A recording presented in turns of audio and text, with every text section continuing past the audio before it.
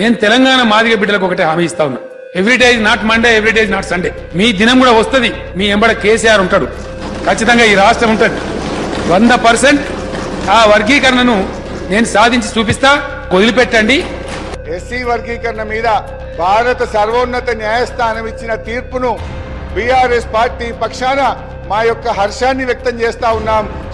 ఈ యొక్క వర్గీకరణ మీద మా ప్రభుత్వం ఏర్పడిన వెంటనే సభానాయకుడిగా కేసీఆర్ గారు 29 నవంబర్ 2014లో తీర్మానాన్ని ప్రవేశపెట్టి కేంద్ర ప్రభుత్వానికి ఏకగ్రీవంగా ఈ వర్గీకరణ చేపట్టాలని చెప్పిన పార్టీ మా బీఆర్ఎస్ పార్టీ.